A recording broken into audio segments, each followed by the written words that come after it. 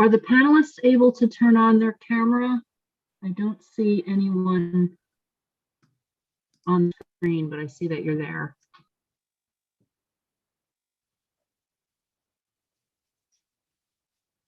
Hey, Lisa.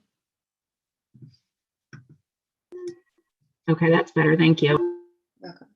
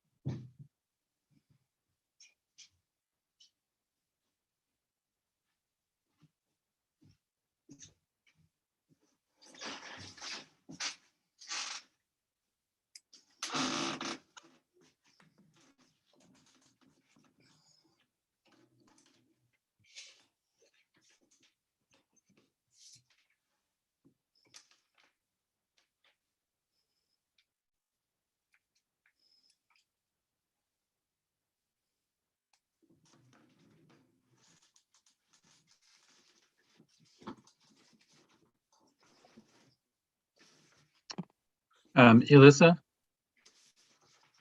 if you're there, I could not log into my city email account the way I usually do. So I don't know if other people are having a similar problem.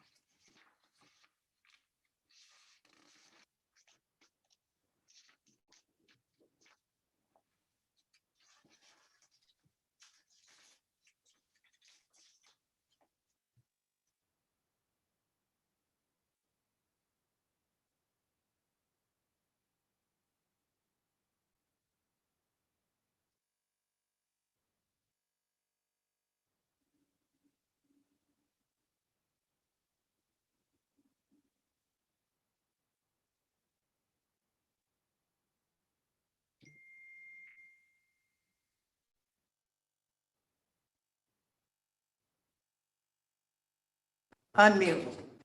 There we go. Okay, can you all hear me now? Yes, I can hear you, Rita. Yep. Yes. Okay. All right, good. All right, I'm sorry. I had to be entered as a panelist in order for you to hear and see me, so I just got in. Hi, everybody. I can't see Carl. Or I can forward you. You want to sit? I would love to sit. It's actually, I've been hoping to sit there since I became a consul. Okay, good evening, everybody. This is our Laws and Rules Committee meeting. It is 6:33. I'm going to call the meeting to order. Here in person, I have myself, Rita Worthington, Chair, Alderman Oliveri, Alderman Frankel. Virtually joining us is Alderman Scott Childress. And do I see Barbara Hill? I don't see Barbara Hill, okay, but I see committee members, Alderwoman Michelle Hirsch. Also in attendance is our mayor, Mayor Noble, our sustainability coordinator, Julie Noble, I see Kit Potter, and her team. Kit, I'm gonna let you introduce your team when you guys make your presentation, is that okay? Okay, so, and then Court Counsel is also here in the conference room with us. Barbara Graves Holder. Like dollar. Thank you. Okay, so first on the agenda, we have adopting a resolution to support the climate action plan. Now, Mayor Noble, are you going to present that, or is Julie, are you going to do that? Yeah, Chair Worthington, I'm going to get started and then I'm going to turn it over to Julie. So thank you all so much for the opportunity to present our Climate Action Plan 2030. This has really been a tremendous effort by both city staff and the community to be able to put together this plan over the last 18 months or so. This plan really demonstrates how effective we were over the last 10 years meeting our climate action goals, but really sets a very exciting trajectory for us to be able to accomplish even more climate action related both policy objectives and also kind of tangible projects that could happen both municipality wide as a whole city, but also as kind of operations. We're really excited to be able to have a great team of folks who worked on this from, and Julie will mention all of our partners, but I just really want to thank all of our staff and our Climate Smart Kingston, our partners at the CLP, and also our funders at the Novo Foundation for helping to be able to, move this plan forward so that we can have what you'll see tonight in a brief presentation that Julie is going to give in a minute, some actions to be able to let us reduce our greenhouse gas emissions by 50% by 2030. And it's an ambitious goal, but we can do it. And I think by working together with the Common Council has been extremely supportive of our climate action goals over the last decade. And we're excited tonight to be able to present this to you so that you can continue your partnership with us and the community to be able to get these next set of steps undertaken by both us internally, but also by all of our neighbors in the community. And so at this point, I'm going to turn it over to Julie, our sustainability coordinator, who's going to give a short PowerPoint presentation to just go over the highlights of the plan. The plan is located on our Engage Kingston website. I think we've provided a link. I think all of our council members should have gotten a hard copy in their mailbox today. But that's, I'm going to turn it over to Julie, and I think she may share a short presentation. Thank you. All right. Is everyone able to see my screen? Yes. Great. So thank you for having me. As the mayor mentioned, I'm here to present for adoption the Kingston Climate Action Plan 2030. I'm just going to go through briefly a few slides to bring everyone up to speed on how we've gotten here and where we're going. So why do we need a climate action plan?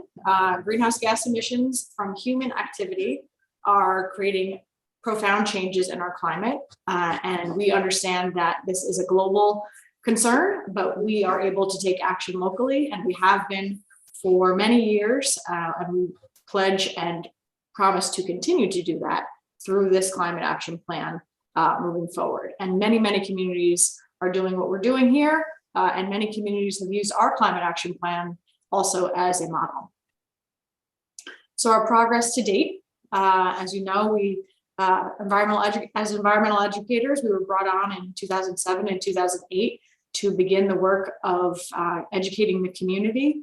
From there, moved forward to form the Conservation Advisory Council and the Climate Smart Kingston Commission, and created our first climate action plan, which was done in 2012. And that set goals for 2030, for 2020 rather. We subsequently put together an adaptation plan for specific work around sea level rise on the waterfront, and continue to move through the actions in the original climate action plan to become a certified bronze and then silver climate smart community, as well as the first city that was designated as a clean energy community. And we still hold these designations.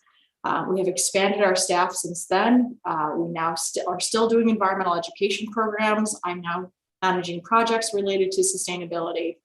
And after 2020 arrived, we realized that our climate action plan goals had been met and exceeded, and it was time for us to do a second climate action plan, which is the one that I'm presenting to you today.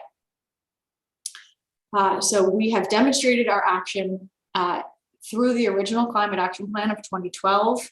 That was a 10-year plan where we basically set emissions reduction goals on a municipal level. Most of it was operational for here in the city, and we've been enacting those recommendations and policies and practices since then. And more recently, we also, in conjunction with Cadmus Group, who was our consultant on this project, developed a 100% renewable energy procurement plan on how to transition the city itself to 100% renewable energy. The climate action plan that we've been working under, again, helped us to achieve the bronze and silver certified climate smart community in the areas of energy, transportation, land use, sustainable resource management, adaptation and resilience, and outreach and education. And each of those different sectors has had an unbelievable amount of low-hanging fruit that we've been able to work on, and larger impact initiatives that we've worked through as well. And in that period of time from 2012, and that was based on our 2010 data, the information that we were using, the emissions that we wanted to address. From 2010 to 2019, we achieved through these actions a 32% decrease in total community-wide greenhouse gas emissions, which is beyond our goal, which was only 20%.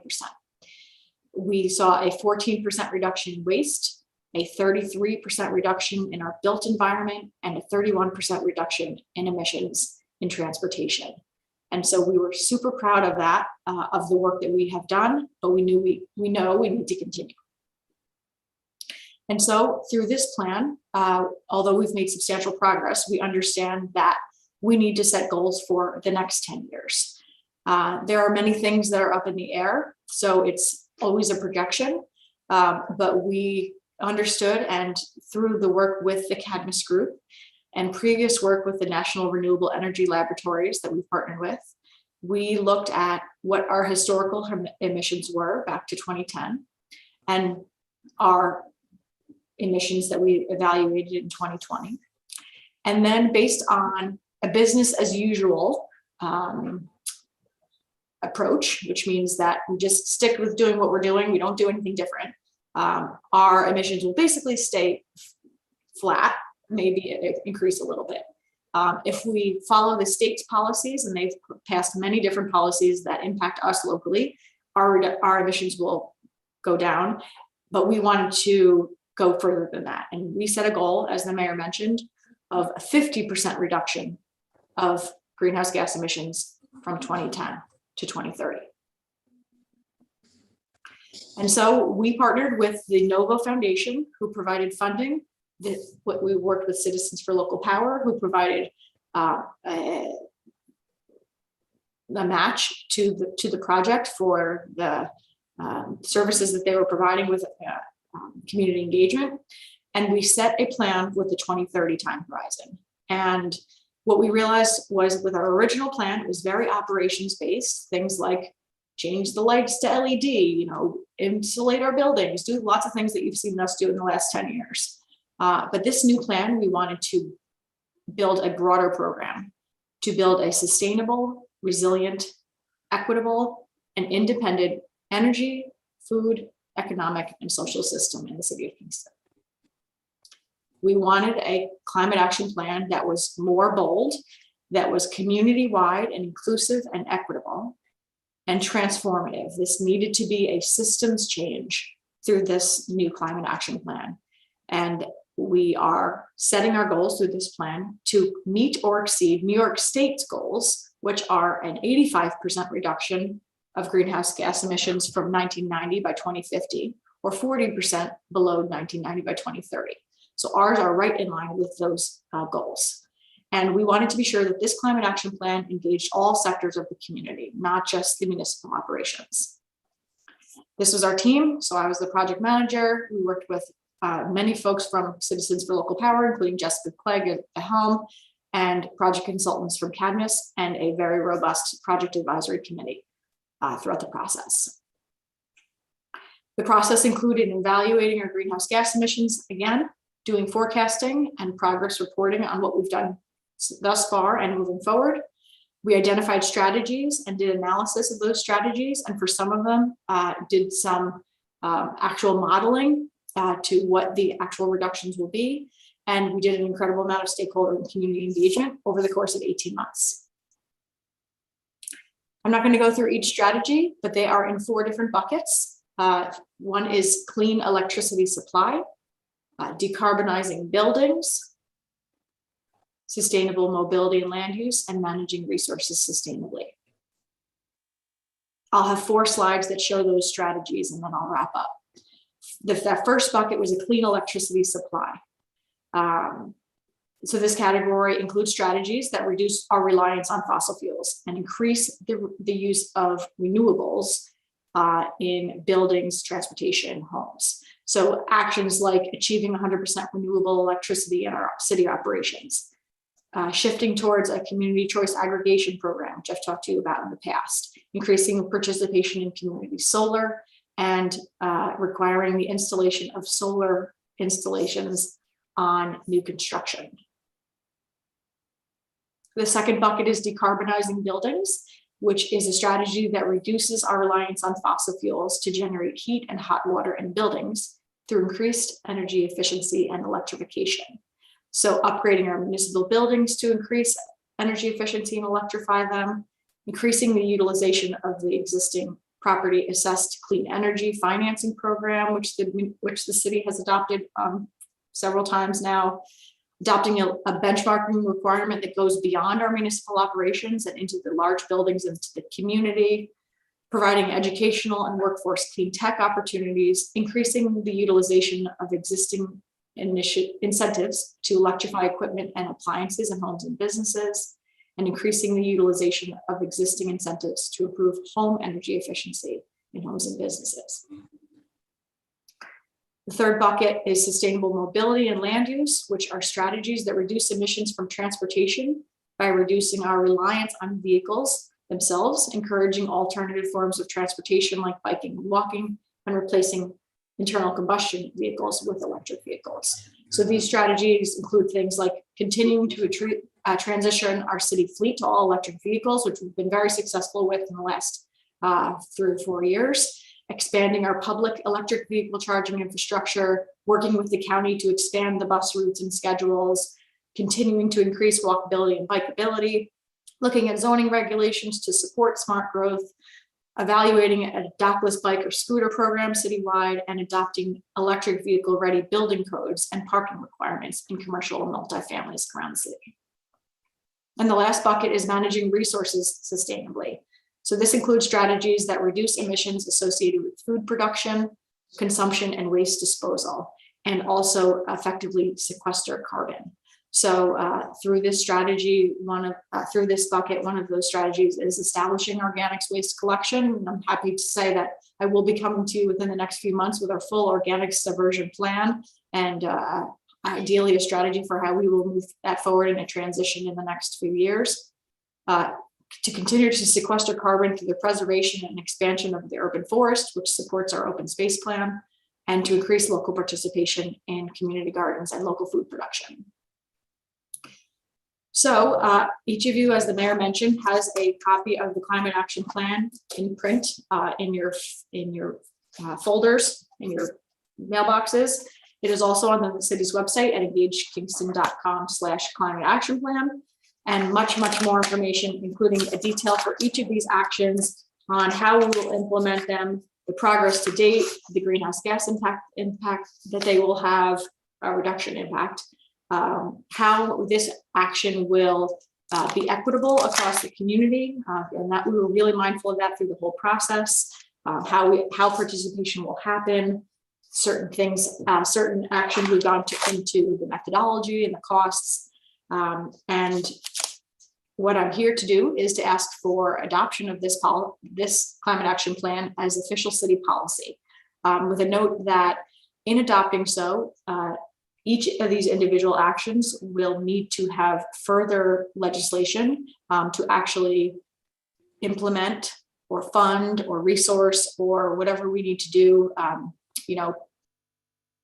formalize each of the individual actions as we move forward.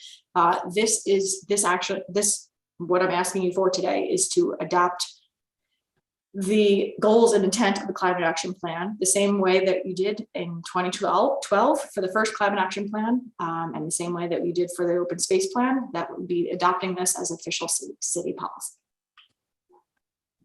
I'm going to stop sharing. Okay. Thank you, Julie.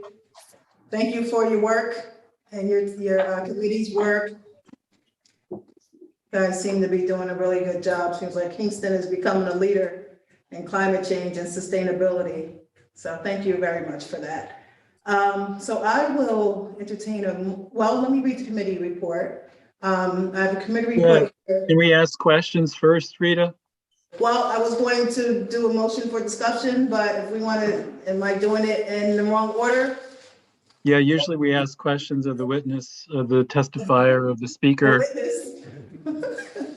Okay, so we'll do that first. So do any of you have any questions? I do. Alderman Scott Childress? Yes, thank you, Julia. I know that I was part of this for a while, and I know that there was a lot of work that went into this. I'm curious about how many members of the community responded to the survey that went out via Engage Kingston. 230. 230, so that's about 1% of the city of Kingston. And is there any tracking of how many of those folks were people of color? We did not ask that question. Any tracking in terms of people's income when they responded? Not their income. We did ask if what their relationship was with Kingston, Okay. and we might have asked what ward they're in, but I do not know their income or their color. Okay, and so was there any reaching out to people who were of Latinx heritage? I see that there were some Spanish speakers who responded, but that's not what I'm asking. I'm asking if it's clear at all how many people of actual Latinx heritage responded.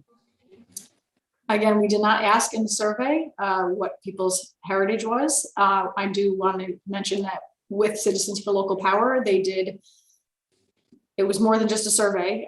We worked with them for a year, so we did direct mailers. They did focus groups, including focus groups in Spanish. We worked with Radio Kingston and went on multiple times onto their Spanish program. All of our public meetings were simultaneously bilingually broadcast. I cannot tell you how many. I cannot give you a number of the people that are of Latinx descent that we spoke with. I don't have that. Okay, and then how was the survey publicized to the community? This was over a year ago. I know we mailed a flyer with the survey link to every household in the city, Yes. with a postcard, which is probably it's the most ambitious surveying we've ever done for any city project that I'm aware of to date. Yeah. Okay, and so there's a since- lot of reaching out, and then there were 230 or so respondents from all of that. to the Okay. survey, just to the survey. To the survey, There were and then so many- you're saying there were some focus groups as well. and public meetings, and and Engage Kingston was open for people to respond to that. We were on the radio. Okay. And so good, thank you for that. And then when you say that there's an attempt here to make all of this equitable, can you say more of what that means? Sure. So it's often thought of that only folks who have disposable income and time are able to make advances with energy efficiency and climate change work. And we understand that our community is varied in terms of understanding, in terms of income, in terms of places in their lives where they may be thinking about things like this. And so for each of these strategies, we worked with Citizens for Local Power and the Project Advisory Committee and the consultant and the community to understand how each of the different strategies can be more equitable, and equitable in terms of from soup to nuts. So how will they learn about it? How will everyone learn about it? How will everyone have access to it? What does that need to look like? How will it be? There won't be a dichotomy between, this is only available to people who have the means to do it or don't. How can we communicate effectively throughout the community to make things more equitable? How can we, specific for those things that we have the availability to, how can we specifically target folks who may not normally have the means to be taking action? So with incentives, with direct education, with direct support or technical assistance, with a funding stream directly to certain demographics of the community. And so each of the actions has a specific way that we are hoping that we can make that specific action more equitable. Some of them it's irrelevant, right? So like changing the municipal operations to be 100% renewable is irrelevant in terms of equity. Changing our city fleet to electric vehicles is irrelevant in terms of equity. It's those that affect the community that are the most important. Okay, so it sounds like though that that's going to be more a later part of this, the equitable part, as opposed to really working with low-income residents, communities of color, people who live near, people who've historically been pushed toward more environmentally dangerous parts of a town. And I'm just trying to get a beat on that. Like who really, besides the members of the committee, really gave input into forming this? If I could just chime in, I mean, obviously 230 residents plus the work that CLP did with all of their community outreach, hundreds of people from Kingston, was able to provide input into this plan. And I'll just say that with the equity focus, this plan has both internal operations as well as community goals and community programming. And for those that impact the community, so for instance, getting our residents and neighbors to, switch their LED light bulbs in their homes, there are incentives and programs and that are out there. But if the city of Kingston government is interested in helping our residents be able to change light bulbs in their homes, there then via council action would need to be an investment of taxpayer dollars to fund those initiatives. And so we, I think, lay out a series of both things that the city of Kingston can do on its own government operations, but this plan also lays out things the community can do. And it is really up to the Common Council and the mayor, whoever that is at the time, over the next 10 years to actually decide, do we want to help the community do this or do we not? And if we want to help the community do this, we then will have to come back to the Common Council and say, these are the resources that are available that Central Hudson has. If we think that Central Hudson isn't going to do a good job reaching our hard to reach populations, then we may need to fund a position, multiple positions, contracts with nonprofits to be able to go out in that community and do that additional outreach. And so we lay out all of the steps that are going to be necessary to do that. We just as a city need to decide how much of our taxpayer dollars do we want to invest. We're not asking you that question tonight, but this plan does set the stage for us as a community to continue to make that decision. And that really is what gets to the point of the equity, is that generally city government has not gotten involved in directly helping residents in that way, in really any initiative. And I think if the Common Council wants to get more involved in doing that direct engagement and that direct outreach and that direct support, that is just a financial decision that, needs to be, discussed and, at some point in the future.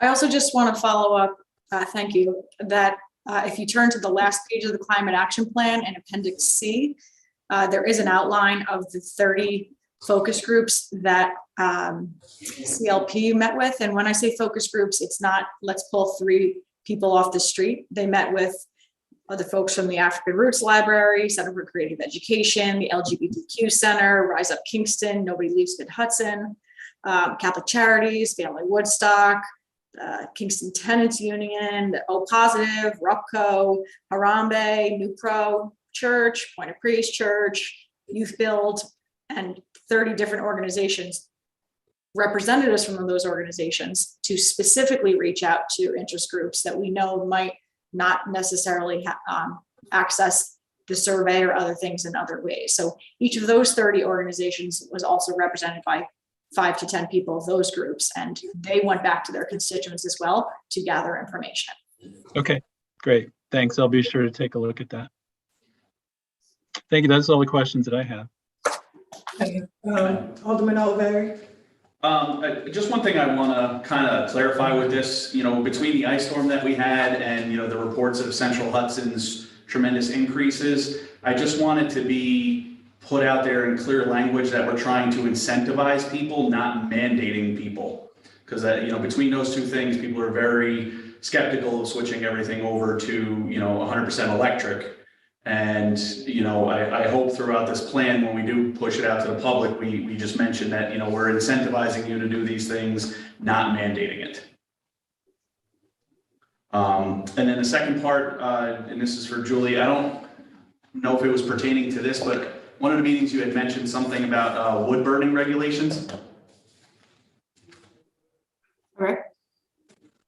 Is this a part of this? There is nothing in here about wood burning. Nothing in this climate action plan about wood burning. There are wood burning initiatives and the Kingston Air Quality Initiative through the Conservation Advisory Council.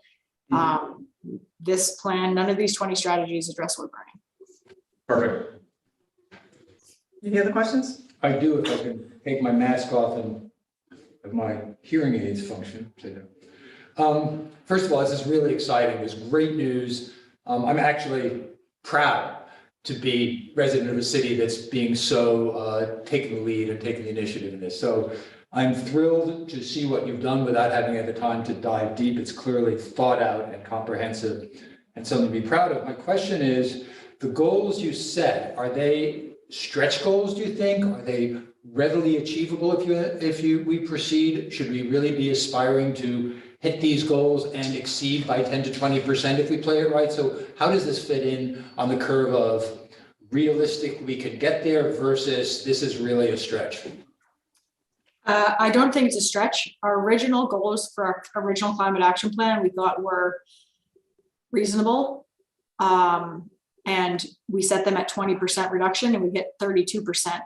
And frankly, I don't think that we did anything that was super transformative in the last 10 years compared to what we plan to do in the next 10 years. That being said, these goals, again, align with the state's goals. And I think what's going to happen is not only are we going to be working on these policies and initiatives locally, but there are going to be transformative changes on the state level of things that are top down that will change the culture along with the work that we do. So simple things like no more styrofoam, styrofoam being banned this year, or mandated composting by the state are things that will support our goals as we move forward. I think that more and more is going to become more readily accessible and also more top of mind. We have been working for 20 years here in the city, doing environmental education and trying to build the environmental stewardship. And it is certainly more a part of folks' conversations. And frankly, in the last 20 years, we've seen what started out as really a few of us pushing in on the city to make change. Now there's many, many, many more people demanding so much more of the city for us to be making more transformative change. And so, what was and has been mostly an operational get our house in order type of climate action plan is now moving forward into the community. And I think that, to answer your question, I don't think that these goals are a stretch. I think that they're right on. And, we could have been more bold, but we also want to be realistic that there's only so much that's within our control. We don't know what our population is going to be. And so the population of the city of Kingston impacts things like that. And so we think that they're reasonable. I'd also note that there's also a positive wild card because technology is going to come down the pipe that we don't have access to and aren't thinking about. So not only will there be state policies, there are probably going to be technological advances that make it more realistic or that ups the level of positive change that we can make. Thank you. Anyone else have any other questions? No? Okay, so I have the committee report. I mean, all it says here that I have is resolution to adopt a climate action plan 2030. Do we think that we should maybe put some specifics in here? I mean, you laid out all these goals and you talked about the public outreach that you did, or maybe list something, what this is about for people that haven't actually gotten the presentation that you've given us? Or do we just stick with resolution to adopt the climate action plan 2030? What do you guys think? I think we should just adopt it. I mean, it's pretty straightforward. We have two choices. We either go into it. Because you have everything laid out. And Julie just gave us a wonderful presentation. My thought is, what is our take on this at this point? Do we feel that we have enough information to vote in favor of it? The only consideration for me is, do we need to look more to satisfy ourselves that this is appropriate? Based on this presentation, I'm willing to put trust in these people and go forward on this basis, but a reasonable person could have another view. That's why I'm asking. I got it. I'd say we go forward. And I believe that we also submitted a draft resolution, and the resolution has more articulation in it. I don't know if that's in your packet. Yeah, I see it. It might be printed out, but it wasn't, I couldn't find it in what's on the city's website. Yeah, I see the whereas. Whereas. Do you want to, Renee, I can just send this to you, or do you want me to read it? Well, my concern is if we only got the full document today, and it's in our mailboxes there, I haven't seen it. So, I mean, I've seen earlier versions of it, but I haven't seen this final one. And I couldn't find it in my email with the limited access that I have. I'm not sure what's up with that. The link to the document was sent when the communication was sent, which was February or the end of January. And that link had the final document. Well, I can tell you from reading the resolution, everything that I just mentioned is in this resolution. The public engagement, what the goals are, it lays out what the goal is in the next 10 years. So I'm satisfied with how the resolution reads. Yeah, I agree with that. What you base on the front is, Yeah. but yeah. I'm okay with moving forward with that. Rita, I have a question. Alderwoman Hirsch. This is Alderwoman Hirsch. Thank you, Chair. It's a procedural issue. Barbara hasn't been able to log in, and so may I sit in for her? I was just getting ready to come there. She's been, Okay, thank you. I don't know if you guys saw, but I've been texting between Elisa and Barbara through throughout, and so we were trying to get her in, and if she can't, I was going to ask you, Alderwoman Hirsch, if you would sit in for her. So thank you. All right, does anyone else have any questions? No? Okay, so I'll entertain a motion. I think I'm in. Oh, there's. Woohoo! I've heard everything. Don't worry. Did you hear? Okay, good. Good. So Julie, we will save you from having to do your presentation over. All right, so the committee report reads, resolution to adopt the Climate Action Plan 2030 with a copy of the actual whereas clauses of the resolution on the back of the committee report. Can I entertain a motion to accept? Motion by Alderman Frankel. Second by Alderman Oliveri. Any discussion? We're good? All in favor? Yes. Well, no, I have some concerns. Yes. I have some concerns about the way that this project has come about and developed over time. And it has to do not so much with the equitable goals in the plan, so much as how these were developed.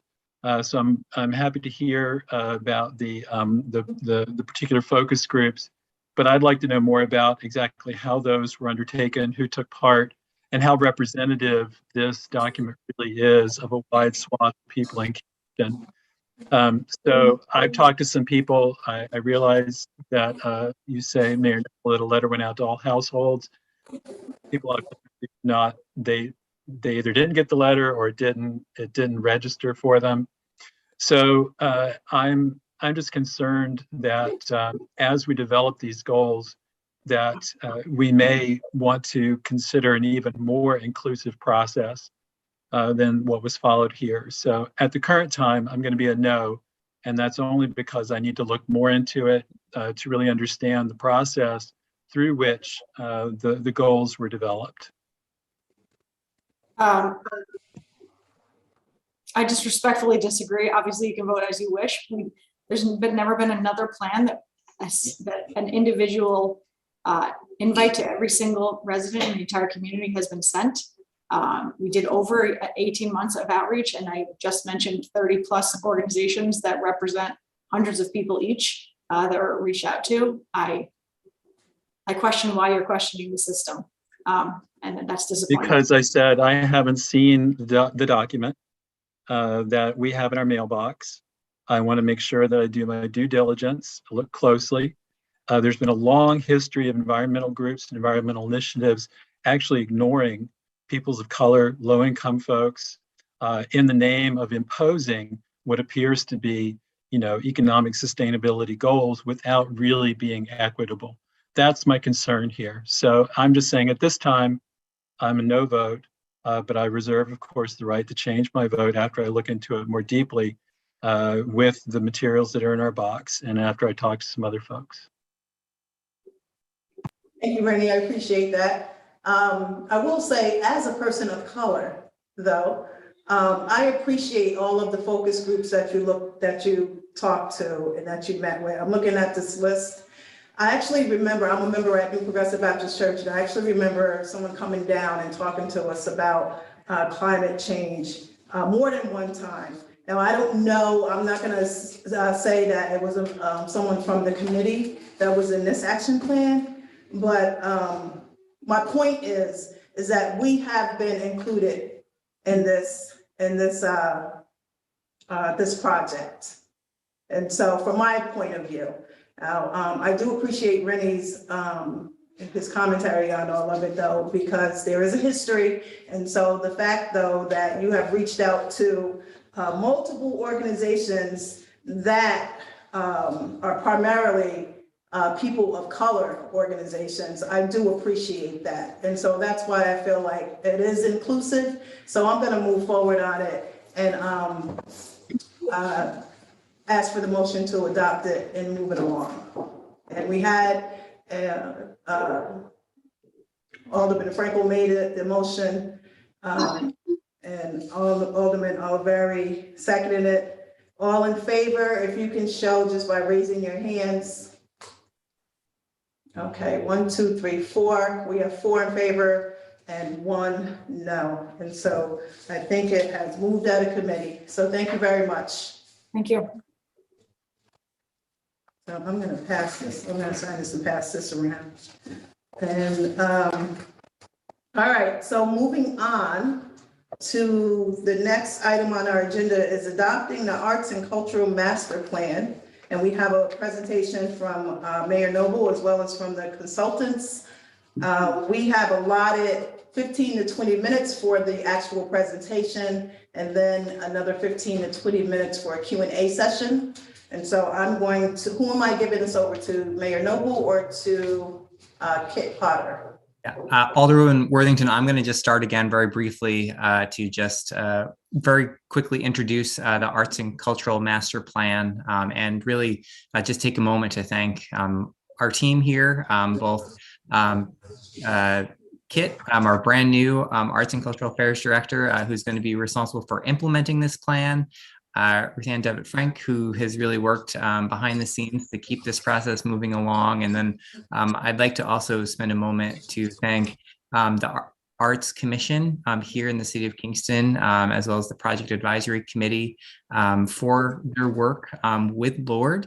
And Joy is here to be able to give us a presentation tonight with our team. But this too has been a almost 2-year process as well. They kind of started at the same time with the Climate Action Plan, and also did some really great community outreach to be able to develop what will be, I believe, the next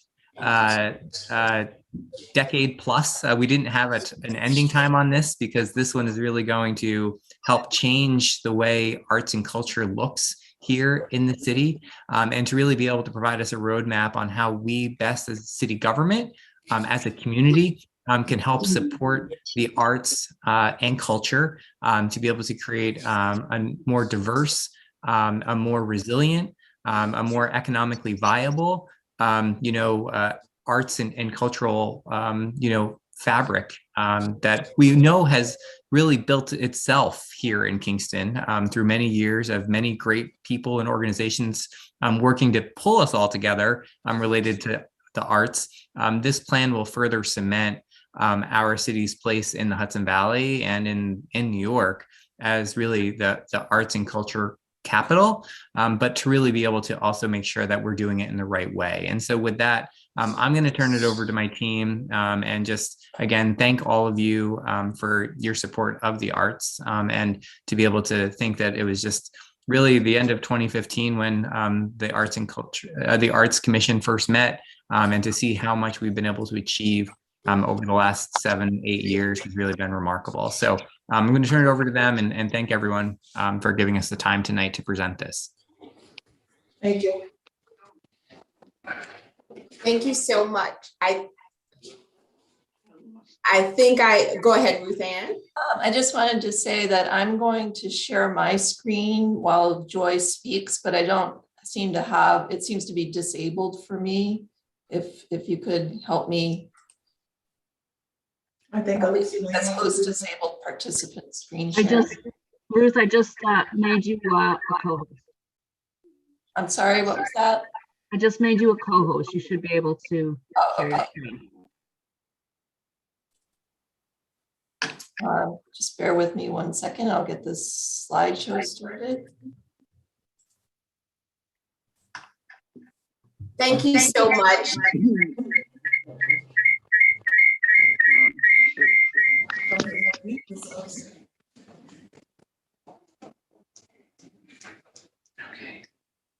Hi, everyone. Thank you so much. And my name is Joy Bailey Bryant. I'm president of a company called LORD Cultural Resources. And we have the great pleasure of being your consultant for this Kingston Arts and Culture Master Plan. I'm going to walk you through the presentation, which talks a little bit about, next slide, Ruth Ann, We're just going to just start by talking about who worked on the plan, who were the faces of the plan, and gathering the voices and understanding what the city of Kingston really wanted to portray, wanted to see, how it wanted to become really well known in the Hudson Valley, as well as across the region as an arts creator and a creative capital. We're then going to talk about the Kingston Arts and Cultural Master Plan, the overview, just kind of big picture, what the priorities are and how it's going to be implemented, and then going into those questions. So next slide. Just to talk about who worked on this plan, many of you who you see are sitting around the table or see on this screen. My company, Lord Cultural Resources, is a global firm. We are, as I said, I'm the president of the US company, but we actually have a network of 8 offices across the globe. And we had a great team, which included Eve Morris-Ortega, Tiffany Lyons, and John Stover from JS&A Economic Development. Economic development was a huge part of this planning process, because one of the most important pieces in understanding what the city of Kingston wanted for its arts and cultural vision was that arts and culture is not a silo off to the side. Instead, it works with all the other networks and sectors across the city, really to connect people, places, communities, businesses, and attract those people and places into different places across the city. So how do we all together, how does education establish its goals through culture? How does transportation get to its goals through culture? What are those opportunities? So economic development was absolutely at the table with us. As you see here, just some examples of other plans that we've worked on over the years. I had the great fortune, it's always weird to see yourself in images. I had the great fortune to lead the Chicago Cultural Plan many years ago, the New York State Council on the Arts Strategic Plan. We led the development of that plan and many others over the years. So with that team, we also worked, next slide, with your project advisory committee. They were tireless in really helping to shape and in fact leading the shaping of this arts and culture master plan. As you see here, there are many representatives of organizations across the city, and really we met frequently to ensure that at every touch point throughout the work that we were doing, were we going in the right direction? You know, the committee would help us to steer. It's a bit of a steering committee helping us to ensure that we were getting into the right corners of the city, and that we were speaking to all of the entities that were really important in ensuring that the voice of arts in Kingston was a very wide and varied voice. So here you see these names. You can read much faster than I can read it to you. But as I said, a wide variety of different people across the city helped to create this plan.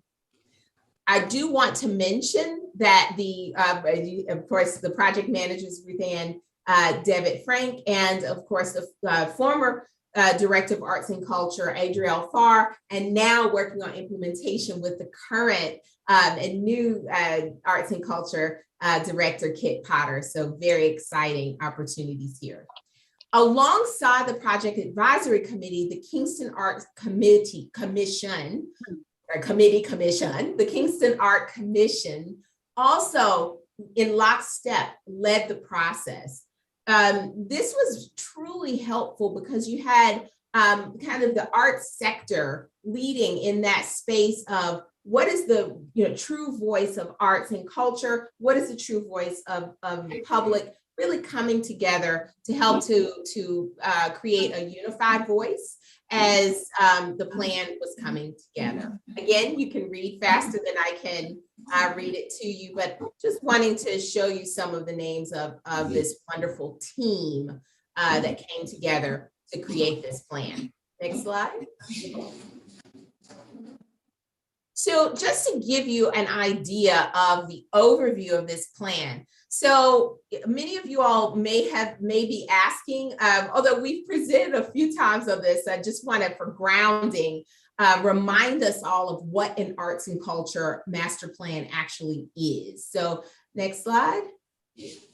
The real idea of a master plan is that it helps municipalities to prioritize your community's needs, not Dallas's community's needs, not New York City's community's needs, not even Newburgh's community needs. What are the community needs for Kingston? Having those conversations, also understanding from arts providers, individual artists, educators, arts educators, what are the needs of the communities across Kingston that we can then deploy arts and cultural resources to accommodate or to satisfy. So I just kind of on the side mentioned you have a goal for your educational sector. You want to have, there have been so many studies that prove that a student who is introduced to performing arts, to especially playing instruments, has an exponentially higher chance of graduating from high school, for instance, than someone who has never had the opportunity to engage with performing arts or playing an instrument. That's just kind of one data point. Thinking about transportation, you want safer streets, slowing down traffic. If you're working with the Department of Transportation, you know that you're always going to have to paint those white lines. This is a line from the mayor of Chicago. He said years ago, you're always going to spend money to paint those lines on the street. How about an artist working to paint that crosswalk? If it's eye-catching, it will slow people down. So those types of opportunities where an artist is getting a job, who's being paid for painting those crosswalks, while the Department of Transportation is also getting its goal, accommodating its goal of safer streets. So bringing those together, an arts and culture master plan sets forward a path forward to do that type of thing, to bring those sectors together. Next slide. So in Kingston, we had particular goals. We wanted to, again, I'm not going to read everything, but I am going to pull out some really, really important points here. We wanted to support culture as an engine for the creative economy in the city. We wanted to make sure that the voices of arts and culture, individual artists, arts providers, and arts organizations were really heard and understood. And how can we attract and retain those individual artists? What were the needs of the arts providers and those arts organizations? How could we leverage what they were doing and support that to grow the creative economy even further? We also wanted to nurture Kingston's future cultural leaders, right? We wanted to both attract and to retain people growing up in Kingston. How do we convince them, and as well as provide jobs for them, and really help them to be able to stay in the places where they want to remain? Next slide. So in doing that, in order to accomplish those goals, we had a 3-phase process. And as Mayor Noble mentioned, this was almost 2 years in the making. So it was very considered.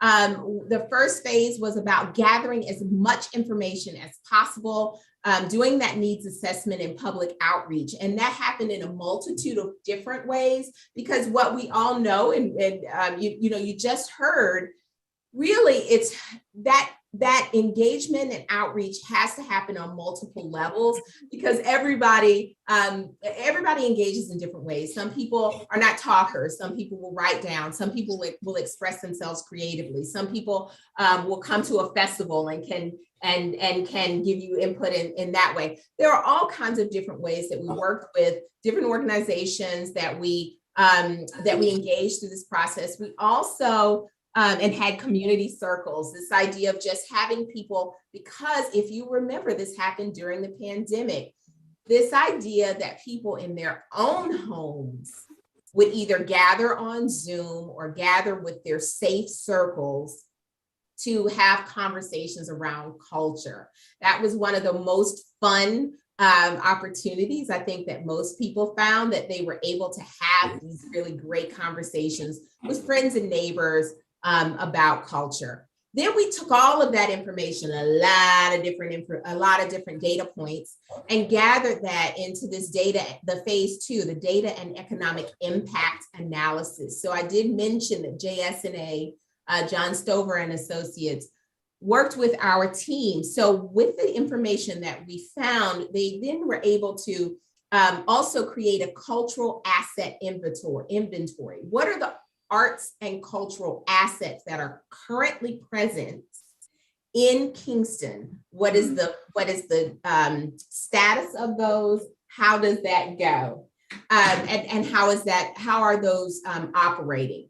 Then a survey, really, to understand what were the needs of some of those cultural assets. So we were able to do that in that phase 2 and do the data and analysis to understand the strengths, weaknesses, opportunities, and challenges for the arts and cultural sector, especially in Kingston, and then help to really identify, not just help to identify the economic impact of the creative economy in Kingston and the potential for the economic impact with growth. Finally, the completion of the findings and the creation of the plan, and we'll talk a little bit about how the implementation of the plan came together. But the findings and the presentation, we had a great turnout, a community conversation. Really, it was like a community cultural celebration that actually did happen on Zoom with great presentations from people across the city to really present the findings, the priorities for the people across the city vis-a-vis arts and culture and how that was going to happen. We got feedback, and then we moved into the implementation process with the creation of task forces. The creation of that final plan, and now this presentation, the creation of that final plan, and now here you have this presentation. Next slide.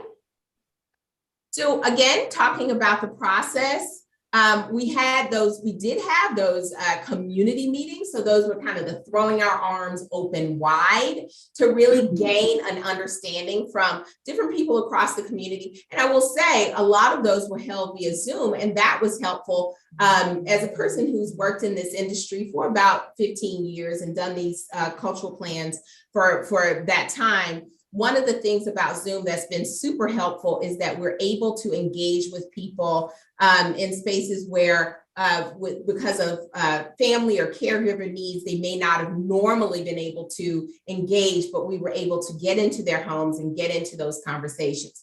For those people who would not everybody cannot pitch up in an evening or afternoon or midday on a Saturday. So in some of we also did have some when it was safe. We had some in person as well.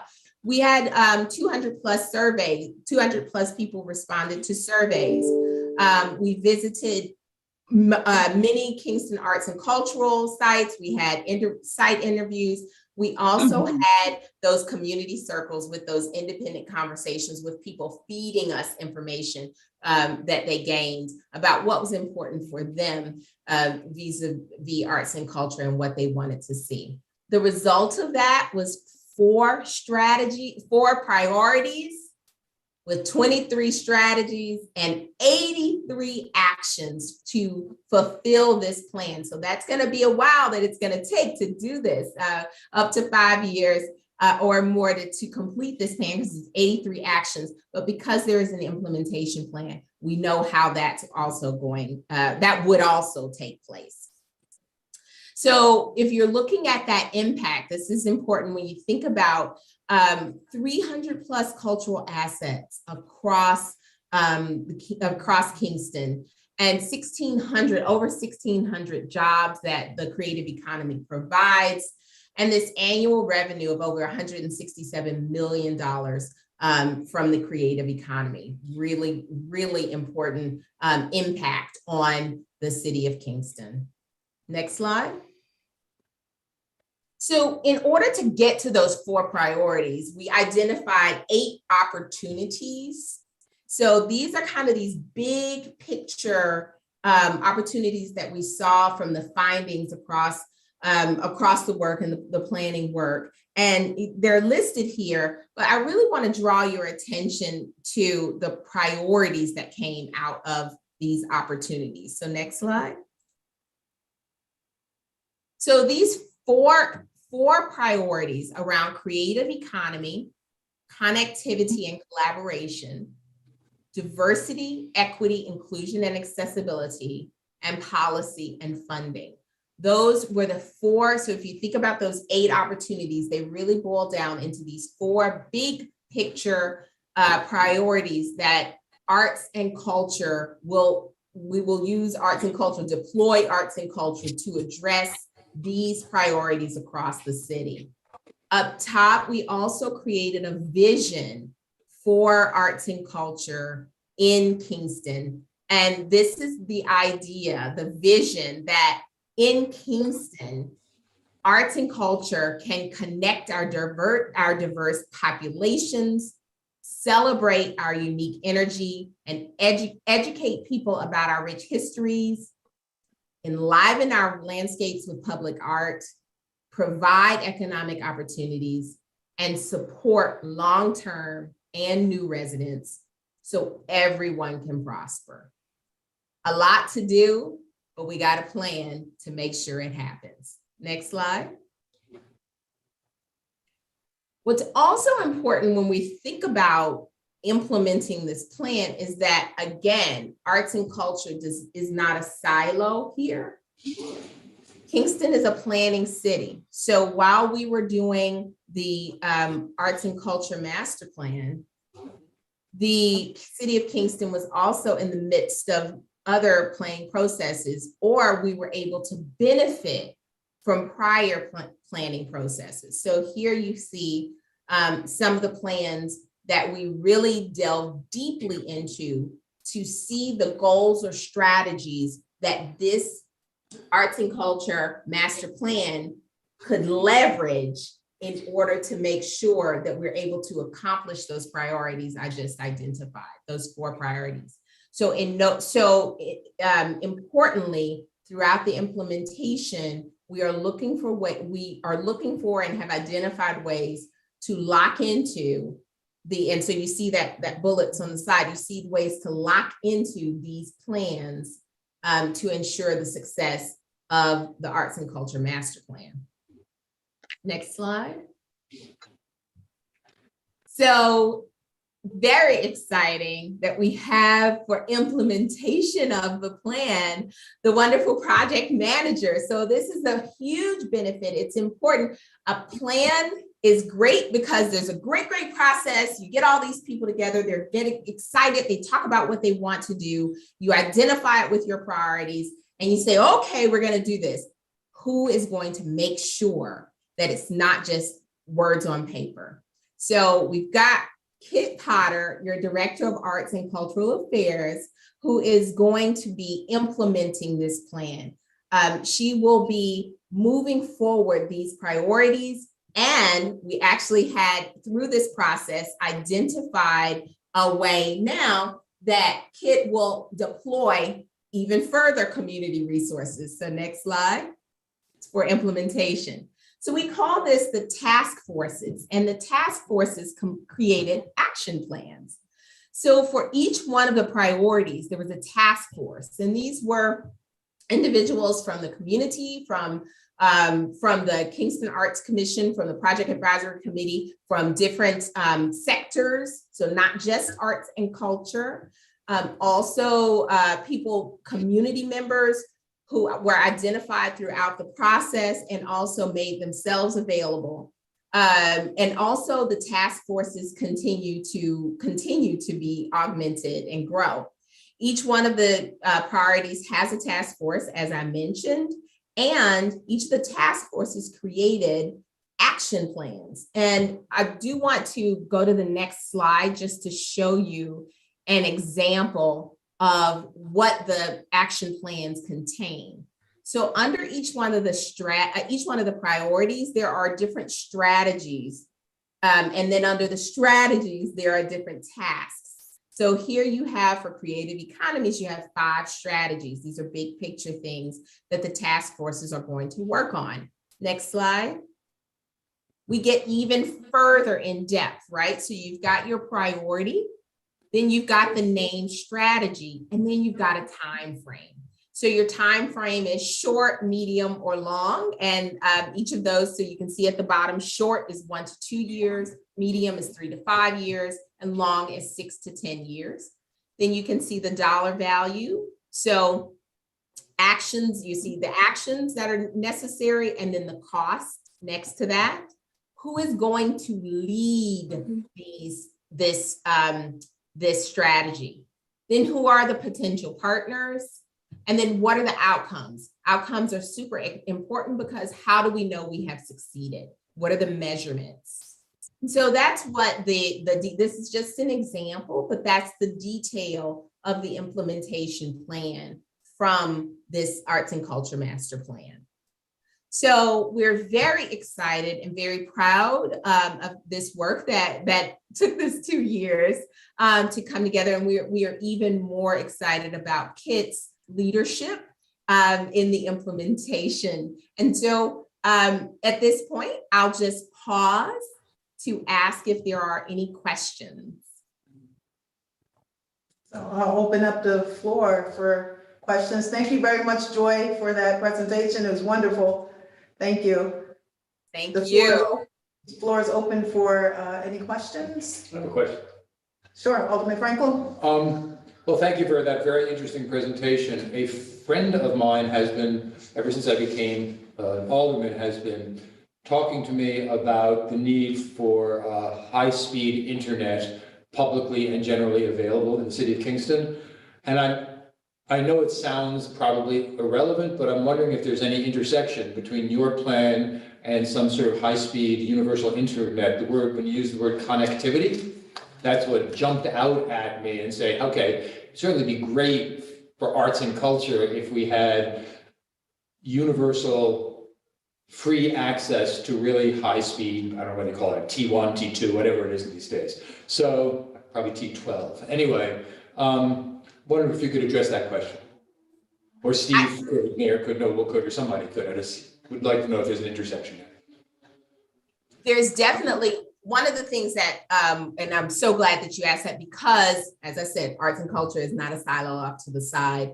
One of the things that we absolutely saw in the process, and that's why I said we had a lot of this process happened during the pandemic, right? So we experienced the fact that the digital divide is real. So we knew that, and so we did have to have some conversations in person. We had to figure things out, right, as we were going along. As far as the implementation, one of the reasons we looked at the different plans was to see what were the opportunities. There is a lot of arts creation that's happening online, that's happening using, internet connectivity, really helping. So it's kind of working across the sectors to help to identify the best ways to attract these companies. I think I'll just kind of tell you the story of when companies are thinking about or looking at how to, what are the best markets to expand into. One of the things that they always look for as an asset is arts and culture. And one of the things I think when you're thinking about arts and culture presence and really building a robust arts and culture market is that you can attract more people who will then attract more of a company's attention and need for providing broadband access, for instance. So I don't want to be too confusing. Essentially, by attracting the creative economy, artists, keeping people here with jobs, bringing in jobs, it makes you more attractive to those broadband providers. And that to me is a clear way that arts and culture can help to bring attention to your city. So I think that might be an opportunity there. And especially the way that you attract companies that would then want to look at your city as having a great workforce, a creative workforce that also might will attract companies for that broadband access. So that's kind of something I would think might happen. But that being said, broadband is not built into the plan that you developed. So why? No. Connectivity is about, so yes, I can see where you are. Okay. No, broadband is not built. Connectivity is about connecting communities and individual artists, arts providers, and organizations. It is about bridging that gap and making sure that there's communication, making sure that there's connectivity, that there is communication across all of these different sectors who are doing great work, but they feel like they're working in silos. So bringing them together to maximize the opportunities of what they can accomplish together as opposed to separate. That's what connectivity is.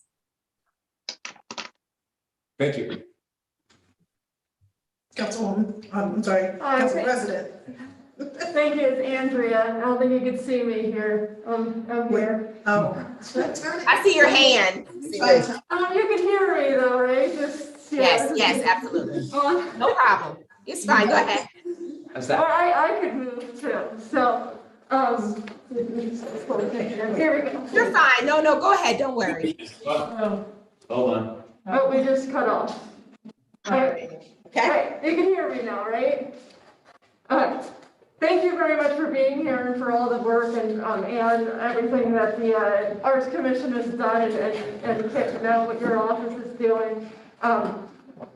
So I'm speaking, I am on the council, but I'm actually also a professional musician who lives in Kingston. So I'm coming at this from a different angle. I'm going to talk a little bit more from a musician angle. I grew up here and I come from a family of musicians who also are from here. And I know this is not going to be a very popular thing to hear, but I actually do not believe that Kingston is a great place for musicians to live. And I think that's different from the visual artist community, but I might be wrong, just what I see. But it is a very hard place for musicians to live in Kingston, or to work in Kingston, I should say. So, I mean, I love this plan, and I heard some of the stuff that you were saying about, community, the artist working with the community. And I think that's kind of just a natural way artists are. We always tend to want to help our community. It's kind of just the breed of us. So I'm just wondering, because you mentioned a little bit about how you can support artists themselves. So where is the, because a lot of comments that I hear regularly, and I know a lot of my colleagues in the music world here, is, for exposure, do things for exposure, do things for dinner. And I want that to be kind of something that people stop hearing, musicians stop hearing, and people stop saying, because we come in, we try and make a community better, and that's why we get blamed for gentrification, but then we can't afford living in a place that we just help to gentrify. So I'm just kind of wondering what the plan is to support the actual artists, and if that is part of this plan. Yes. Yeah. Now, this one I don't have to flub around for any time at all. I can tell you we have several spaces in which the plan is, because we heard exactly what you said so much. There, within the plan, the creative economy priority addresses preserving and creating affordable space for artists, individual artists and arts organizations, workforce development and economic opportunities. And then the policy and funding. This is just two, although the points are woven throughout the plan. The other priority that speaks directly to what you're talking about is policy and funding. And within that, it's talking about strengthening support and policy for arts and culture. So really looking into and identifying the best ways to strengthen and support artists, individual artists, arts organizations, and arts providers, so that you are but to strengthen that support and the policy, creating policy for arts and culture. So that's also very important. And you see that echoed over and over again in the plan, and then even in the implementation. All right, thank you. Are there any other questions?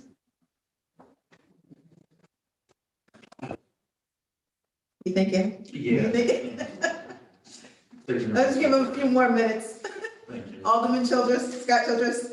I think I'm not sure I felt the complete answer to Andrea's question, because I was having a discussion earlier today about the difference between artists producing art and galleries selling art. So we were talking about Soho back in the 70s and 80s, and how it wasn't the artists who gentrified per se, it was more the galleries that began selling the art that was crucial to the gentrification process there.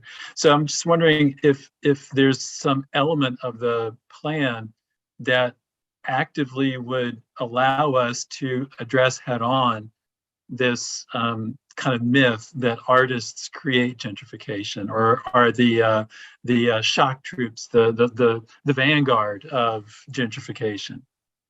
Yes, so I mentioned the priority of creative economy, which in the wording of the plan, the very first thing it says is to preserve and create affordable space. The reason that John Stover was a big part of the plan, and I will say, I think there were a lot of people who said exactly what you just said in their concerns, is because when people were coming into the space saying, we're being priced out of our studio spaces, our homes, and we are this creative economy. How can we preserve that, create that space? Yes, we're creating that space, but once we create that, how do we preserve that?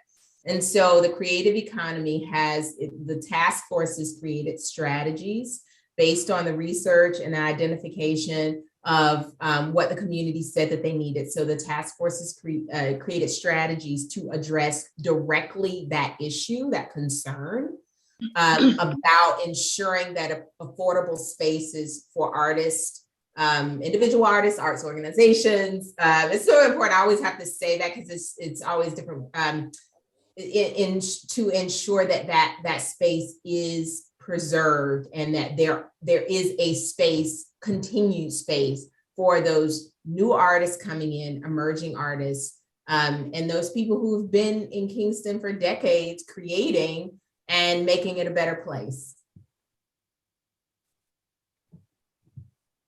And Joy Rita Worthington here. And do you think going forward, with the goals that you've laid out and the specifics that Alderman Scott Childress and our council president made here, you think policy can be added to those goals and to ensure? I mean, because it's one thing to say it, but yes, if we don't have anything actually policy written or written, then I don't know how that's going to take effect. Yes, that's why, there's no way you could skirt around having a priority around policy and funding. That's why that priority has been identified. And within the plan, There are strategies that have been identified by the task forces. We did the on the ground work to identify what those policies should look like, have the examples, and have had the conversations to ensure that it makes sense, right? Policy has to be at the table as well. And to be honest, that's how you attract the other sectors, because government sets the standard, right? So by putting out that policy, by creating those policies, then other sectors are attracted and will start to make space for the creative economy, for arts and culture in their spaces as well. Can you give an example of a policy that you're, maybe not when we're not holding you to it right now, but can you give us an example of a policy that would address the current concerns that we're having? I knew you were going to ask that question. I am going to actually ask Ruth Ann while I'm trying to pull something up. If Ruth Ann or Kit has anything that they can pull up from the task force, maybe an example, I will pull up my my sheets as well to see the weight on that.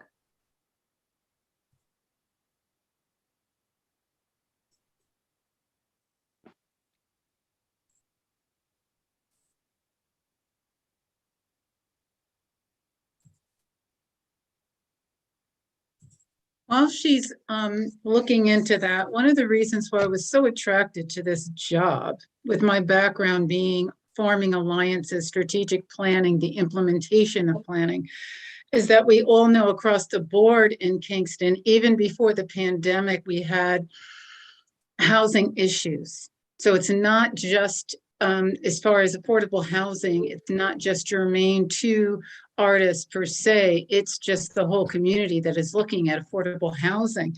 And my page 54 of the action detail impressed me because it did include integrating arts and cultural planning in Kingston housing and zoning policies. It's got my name written all over here as one of the leaders to work with RUPCO, City of Kingston Planning, and the City of Kingston Department of Housing Initiatives to, coordinate and bring artists together to hear and investigate ways in which we can address the housing issue. So it's more, I think it's more of a broader topic that we're dealing with when it comes down to affordable housing. I heard that, I feel it. I felt it the last couple of years. I am a performing artist myself. If it wasn't for my other life, I would be with my friends, my dancing friends, my artist friends. And, I have no idea how a lot of my music colleagues and performing arts colleagues survived the last couple of years, and we're still crippling to get back. So again, I am very happy to see this piece. It's a short-term goal. I can't wait to jump on it. Did you find it, Joy? Yes, I did. Thank you so much. Thank you for giving me the space for that. An example that I just want to put out there. This is a prime one I should have just been able to reel off. But I'll just throw out that the City of Kingston integrates arts and cultural planning in Kingston housing and zoning policies. So so further to what Kit was saying, identify stakeholders to represent arts and culture in the city's current development of a new form-based zoning code, which will foster predictable and equitable results by using physical form rather than separation of uses as the code's organizing principle. So that's an example of how you make sure that arts and culture is at the table in policy and funding. Mm-hmm. We also have the example kind of broadly, that's a specific to Kingston in your plan.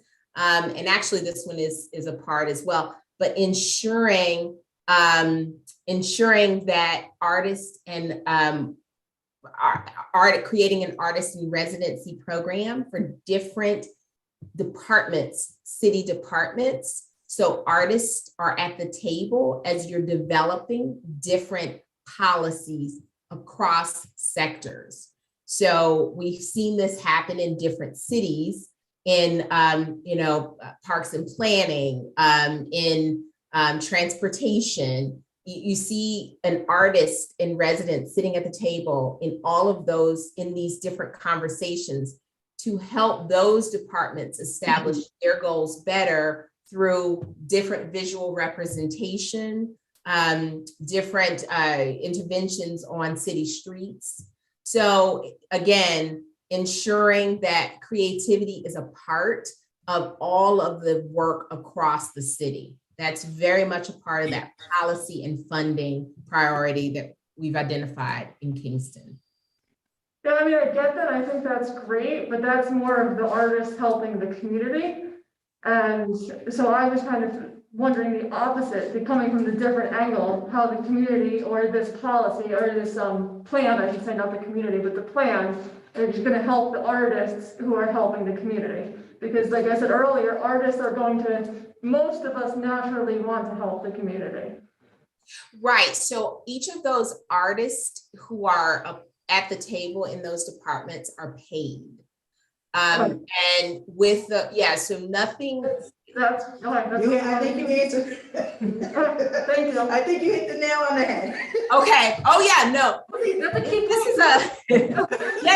This is it's an important point that everything that I'm talking about is recognizing artistry is a profession.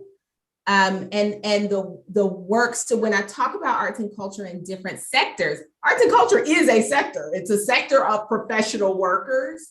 And so it is, we artists, artists are paid for all of these. And then you start to see this creativity flowering across Kingston, and you understand more about this is a place where an artist can both benefit the community and be paid for that. So more artists are coming into that space again. Thank you. All right. You got your question? Okay. All right. So I have to preface this by saying I am fully supportive of artists. And I'm just thinking of the inevitable email or message that I'm about to get. But what is your response when people say, why should my tax dollars go help someone paint? Excuse me, could you repeat? I didn't hear the last part of your question. So I'm thinking about the messages that I'm going to get, and the question is going to be along the lines of, why should my tax dollars go to fund a program so someone can sit home and paint? And paint? Yes. And paint, right. So no. What is your response to that? Again, I'm not saying this is coming from me. I'm just asking for your response because I'm going to get that message. No, fully understand what you're saying. So part of the importance of this is thinking about arts and culture as a sector that works within the community to achieve the goals that you want to achieve. So I told that story about traffic calming. So yes, the artist is going to be paid for painting the crosswalk, but these are tax dollars that would have been spent on painting regular lines, right? Just white lines, and the city of Kingston would not, or boxes. So musical artists have been contract commissioned to create sound boxes in crosswalks again, because departments of transportation have found that crosswalk painting bid is a little bit of a controversial situation, but I still like to tell that story. But the sound boxes, that's one that goes over well. But the whole goal there is to alert people, especially people with different needs, right? So they might respond a little bit better to sounds, and importantly, it gives your city a more creative feel, the reflection, the vibrancy, and there's all kinds of data about music and the synapses and the different kind of ways that you're better to operate. But the point is, the Department of Transportation's goal is to make a safer street. And that artist is being paid, that musical artist is being paid to compose a piece to help someone get across the street more safely. So that's not someone just, it's an exchange. That's a transaction, a complete transaction. And throughout the process, throughout this plan, those are the types of things that you find there. Yes, we have data that tells you about the ways that arts can help you to learn better. Arts education can help you to have higher graduation rates. So we do have those things. So to the people who will say, and I completely understand, it's not you, it's those, people who are gonna say this to you. You can say, actually, we have the data to show they're not just sitting home and painting, they're actually going to help us to have higher graduation rates. They're going to help us to attract better businesses. They're going to keep people living in Kingston. All of those different things that this plan has, those facts and figures, that economic impact study, that's the reason why you do this. You did this master plan to give you the real background to support what you need to say to those constituents who doubt, and you can help them to understand how creativity makes their city more vibrant and why that's good for them. Thank you. And you're looking at the money. The graph that Joy presented in the beginning of this, the reinvestment was at 167 million is reinvested every year in the city of Kingston globally, not just that one artist that's painting, but the individual artists, the businesses, the art venues, the cultural venues.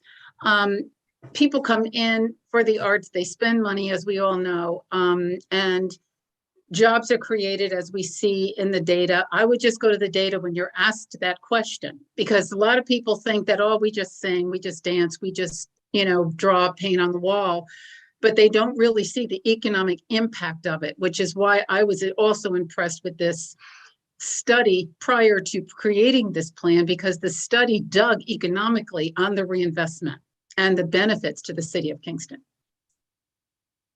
Alderwoman Hill. Yeah, hi. Wow, this is such a comprehensive plan. I just had the thought, that, when some other commissions, Live Well, Kingston, just the arts just contribute so much to health and wellness and, visual cues, music. It all, I'm a type A personality and I need to slow down. And I have to remember to put some music on and it's delightful to see the sidewalks in front of the LGBTQ center in town. It just contributes all over, a mural here and there, I wonder at it. And I just think it's part of all those other initiatives we fund in the city that are for health and well-being. And yeah, I thank you. Okay. Any other questions, comments? No? Once again, thank you for that presentation. It was absolutely wonderful. We actually went over the time, but I let it go because I was so enjoying the presentations and all of the questions that were being asked. So thank you very much to you and your team. And so I have a committee report before me, which reads, resolution of the City of Kingston Common Council to adopt the Arts Cultural Master Plan of 2022. May I have a motion, please? Motion by Alderman Oliveri, second by Alderman Frankel. Any discussion? Yes? Yeah, I would like to agree that this is really a wonderful plan. It's quite amazing, the detail, the reaching out. And I think too, what's really crucial to understand here is lots of our residents have called on us to create more business in town. I think sometimes they have a sense of the old kind of manufacturing economy, but we're not getting IBM back. And so this plan is part of an investment to create business in town. So it's not just people painting, it's people who are producing goods for the market that will then create a more vibrant economy here in town. So, Michael, I hope anybody who comes to you with that question, you can say, this is about creating jobs and it's about creating more economic vibrancy here in town, while also improving the environment in which we live, going along with what Barbara Hill said, to find, a much greater sense of expression and community belonging as we engage in all of these different arts programs. And just, the list of different groups involved in the arts and creation in the document, it's really impressive. So I'm excited about this going forward. Hey, let the church say amen. Okay, so the motion is on the floor. All in favor, please show by raising up your hands. All right, unanimous vote there. So thank you very much. And Mayor Noble, thank you as well. And have a good night. Thank you. Thank you so much. We'll talk to you soon. Thank you. Okay. All right, so next on our agenda is, Lisa, are you here? It is the request to amend the rules of the council. And so, Yes, Lisa, yes, I'm I'm going to give the floor to you.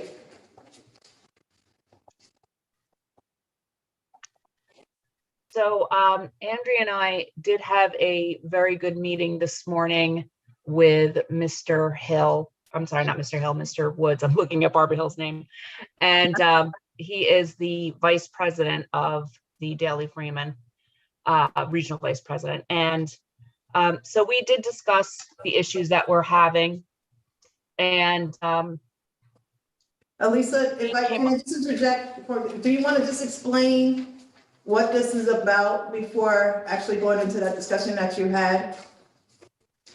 Sure. So there have been numerous issues going on with items that were sent to the Freeman for publication.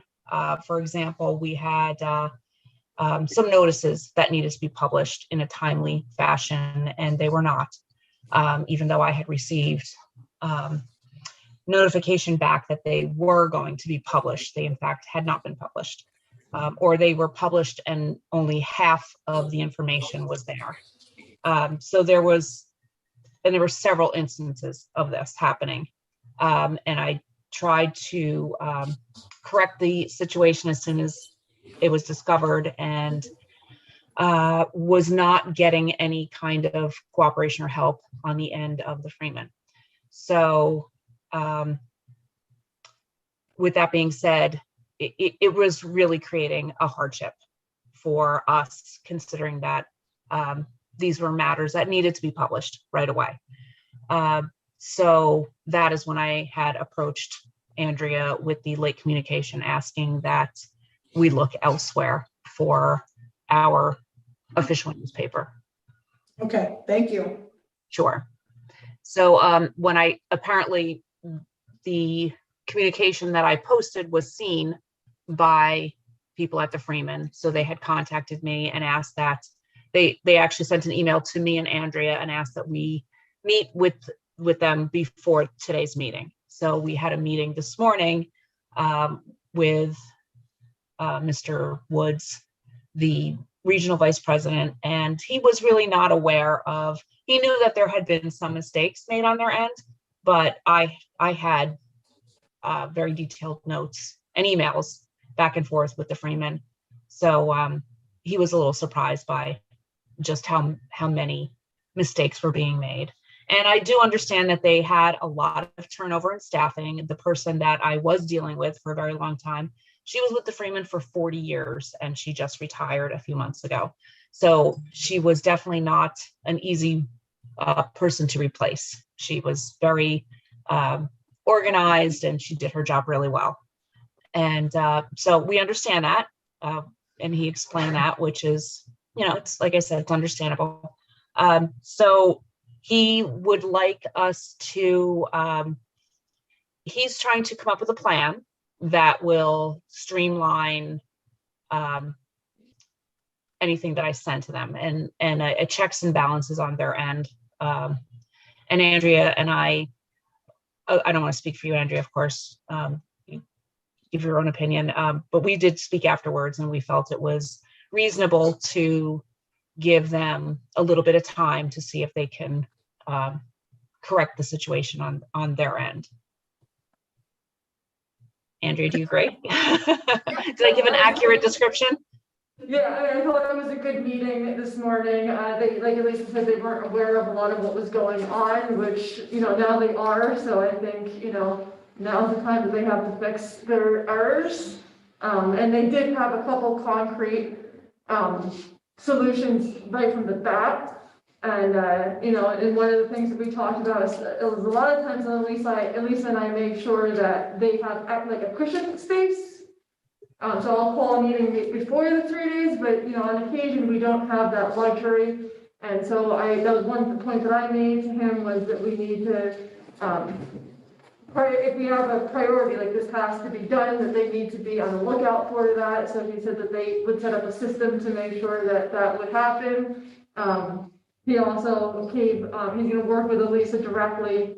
And I don't know if he reached out to you because my email stopped working, Elisa, after the meeting, but on a way to get it, kind of take out the middle person for Elisa, who should normally contact somebody, then put it in, she'll be able to, go right to the source. So that will, cutting out a middle person usually will help some, human error. So I think it was positive, and, Elisa and I agreed that our opinion was to give them a little bit of time to see if they could fix this. So I guess that's what we're probably both suggesting to the committee. Okay. I'm confused as to what this has to do with amending the rules of the council. Because that's one of the rules of the council, is that the Daily Freeman is our official paper. And so the proposal was to amend the rules of council to move on to another vendor? Yes. Got it. To allow these, but now we're waiting on that, or do you still want to move forward with this? I would like personally, and I can't obviously speak for the committee or Elisa, but I would like to see if we can give them a chance to correct, what has been going on. Yeah, and I'll defer to you, Elisa. You're the one that really deals with the publications and the notices. And so, I'll defer to you if you want us to just kind of remove this from the agenda and we do a waiting period to see what's going to happen. And then if there are further issues, then you come back to us with how you want to proceed. Thank you, Rita. I think that's a good idea right now. I think part of the problem was that the gentleman that we spoke to, he really didn't know just how much had happened. But I think now that he's aware and the staff is aware that he's aware, I think that hopefully they will be more careful and really understand how important it is when a legal notice goes out, that it really has to be published the day that it's supposed to be published. Yeah, I agree that if we could table this for at least a month. So Andrea, to go back to your question, because I know you said your email is not working. He did reach out with a follow-up email, and he would like to meet with us again in March. So that'll be a month. And sometimes the thing is, sometimes we have a lot of notices that go out and sometimes we don't. So I don't know really if a month is a good evaluation. Of course, come January, you will all have the decision again as to who will be our official newspaper. So even if we table it now and everything's wonderful for a few months, this is something that you should keep in mind come January. Okay. So I have a question, and I don't know if memory serves anyone, but I voted no for the Freeman being the paper of record for various reasons, but this is just another one. Does it have to be all or nothing? Like, could we say, the Daily Freeman, and I know the Kingston Wire's an online, so I don't know if that would be eligible, but can we just pick a second one as well, or does it have to absolutely be just one paper of record? If I can step in, it might be worth saving some of the granular discussion for when this comes back up for review, because there's some requirements we probably have to go into for protecting those.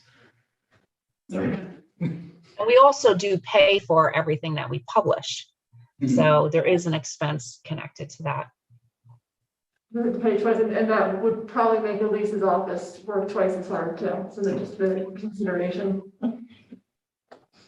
And really, to be fair, we weren't having these problems until December. That's when things started to fall through the cracks on their end. And that is when they had a big turnover in staffing. So that is correct. So hopefully things will settle down. Okay, so then this is something that we don't need to take any action on, then we're just going to table this? Yeah, what? And you don't need a motion, do we need a motion to table it? Yeah. Okay. I'll make that motion too. Okay, motion made by Alderman Frankel, second. Sorry. Okay, Alderman Barry, all in favor? Or any discussion? No, all in favor? Okay, thank you. Thank you, everyone, for listening. I really appreciate your time. I think I'm gonna have to write that committee report out. Which I will do. All right, thank you, Elisa. Thank you. Oh, we don't, right? All right. All right, so we move to old business. And this is resolution 28 of 2022. I see our engineer is here. And this has to do with the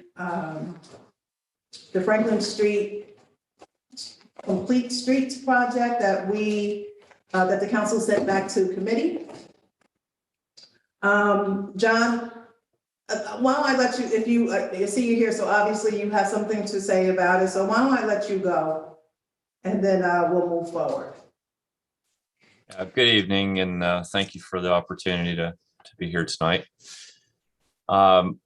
This goes back, I guess, to January when I was last before you with a request to make a seeker decision relative to this project. The request at that time was to make a finding that this is a type 2 action. The New York Code of Regulations describing seeker gives us some guidance as to what a type 2 action is. My request tonight remains the same, that the council make a finding that this is a type 2 action because it is replacement in kind of city facilities, and in this case, road pavement, curbs, sidewalks, to support the Franklin Street Complete Streets project. So I'm happy to answer any questions or provide additional information that could help. Alderman Childress, Scott Childress. Hi, John. So when the seeker process here talks about replacement and so forth, does it mean exact replacement, or what kind of parameters are there when we talk about replacement? So if a current sidewalk, for example, is 3 feet wide and the city wants to, in replacing that sidewalk, wants to make it 4 feet wide, is that the sort of thing that would fit under the basic definition of replacement, or does that start to reach into some kind of, other consideration? The New York Code doesn't specify at what point something is in kind or not in kind. I guess the case could be made that says, okay, 3 feet going to 4 is in kind, but 3 feet going to 8 feet wide and accompanied by right-of-way acquisition or a major change in grade would not be in kind. So I think that it would be maybe a normal and customary interpretation of what in kind is. Most city projects do involve improvements over time as codes change. a 3-foot sidewalk no longer meets any kind of code. And so a sidewalk now at 4 feet, to me, that's an in-kind replacement of a previously deficient facility. If I can just add here, I don't want to force us into attorney-client discussion unnecessarily, but Alderman Scott Childress's question seems to be asking for about an interpretation. And as Joan Schultz has explained, this is actually set forth in the regulations. I have copies for you. It's not defined in terms of in-kind or not in-kind. It actually has other criteria that if you want to discuss, we can discuss separately. Alderwoman Hirsch. Thank you, Chairman Worthington. It's Alderwoman Hirsch. My question actually is, and concern is, comes from the vantage point of before we even engage in seeker, and are we really at that place yet where we can, if all of the encroachments have not been resolved yet? So do we really have a fully formed plan that can go to seeker at this point?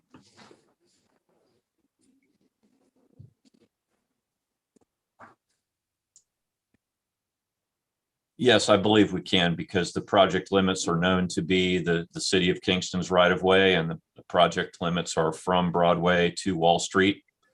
And the work is a streetscape replacement in kind within those known and defined limits. Okay, thank you.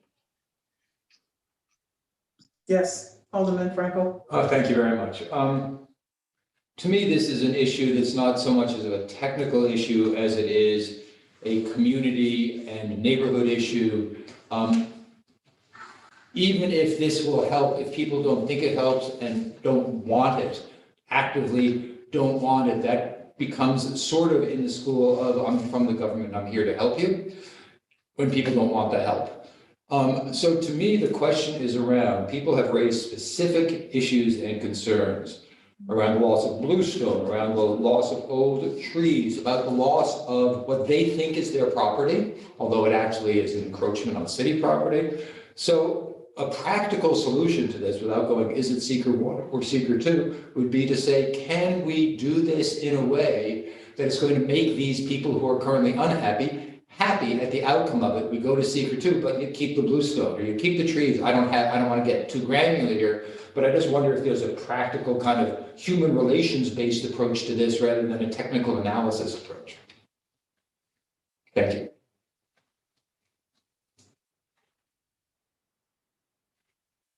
So that was that a question or? That is a comment that is inviting questions. I would welcome, I was actually thinking of John to respond to it, but anybody can, nobody can. I will say, with regard to, type 1, type 2 actions, that's not my real concern here. From what I understand, it's our job just to make sure that you have done your due diligence with determining where this fits along the secret process. My issue with this, I think, joins along with Alderman Frankel with regard to what the public wants and what they're saying and how they're saying that they have not really been involved in this process. And so I'm more concerned with what residents are telling me, where this project is happening as far as public engagement is concerned. And frankly, people are telling me that there hasn't been a lot of it. And now maybe that's not true, but at least that's what they're saying. And so that's my issue with this. I want to see the community more involved in this. And I also want to see a project that's done where people actually want the project and don't feel like the project is being forced on them.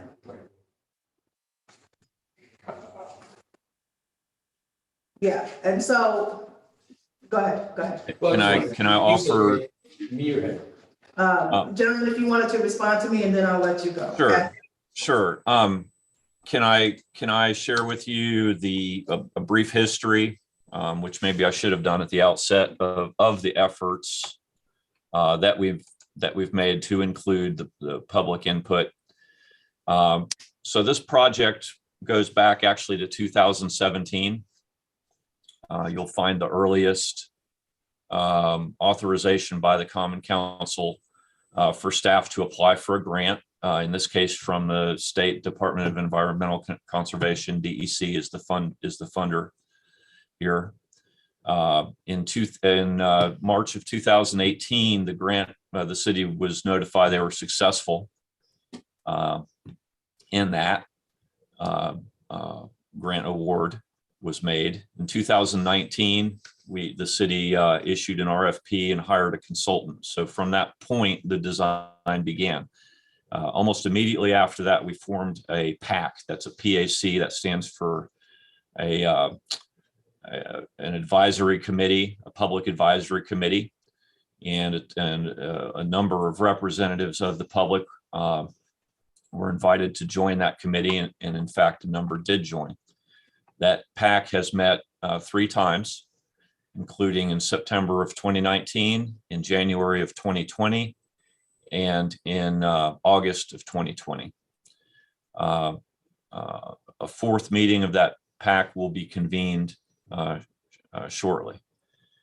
In addition, we held in October of 2021, we held and noticed a public information meeting to any member of the public who would like to attend. I was at that meeting at the Hodge Center. It was held in the evening hours shortly after work, so that the maximum number of people could attend and ask their questions and provide their comments. And finally, you've heard of Engage Kingston, which is our public involvement website. This project has been posted on Engage Kingston since May of 2020.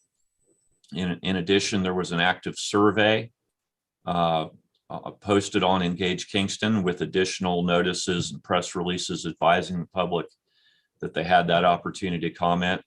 And that comment period only ended in November of 2021. So that's a summary of the efforts that the city staff have made, over a period of over 3 years now to solicit public involvement. Right, and listen, I'm not questioning your effort or the city's effort at all. I'm wondering then why is there so many people saying or that they have not really been advised on what's going on with this project? Can I make a comment? And I might not even be you might not even be able to answer that question. Can I make a comment that is kind of made?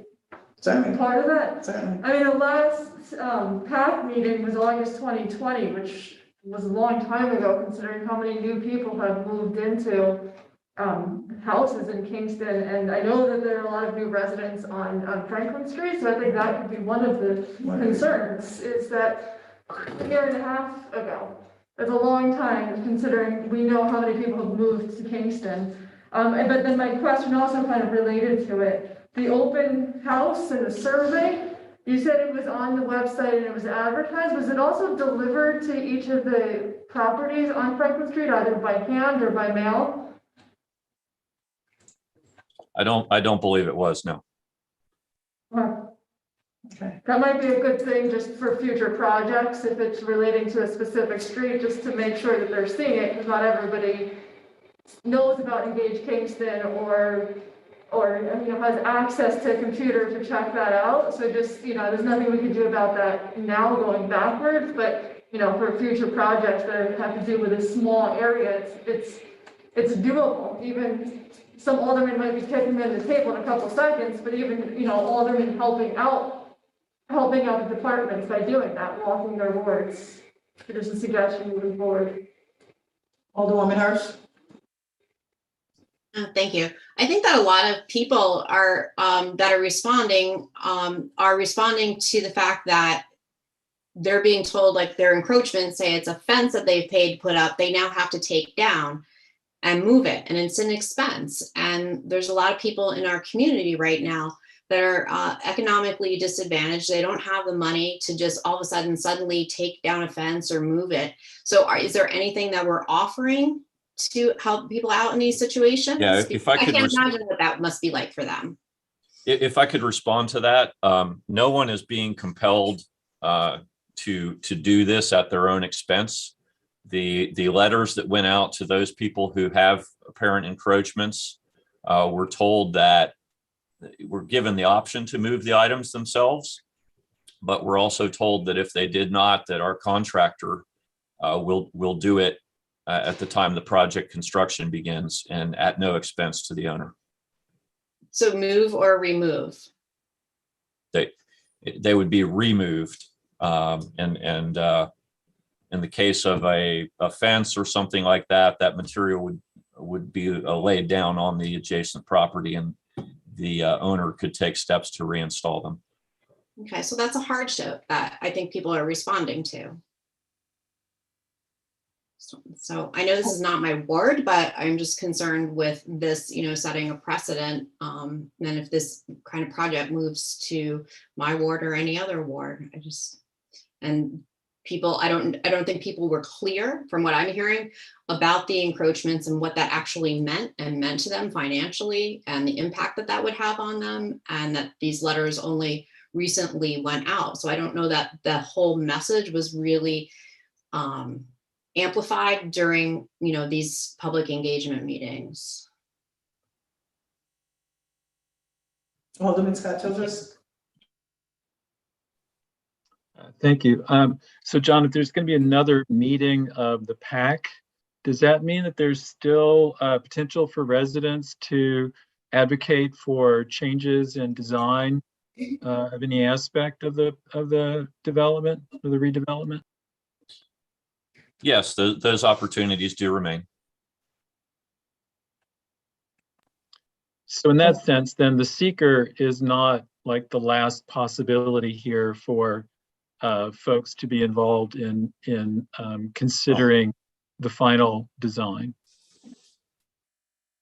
No, I think it's fair to say, though, that having been a project for 4 years now, we've resolved big picture items and we're down to smaller details.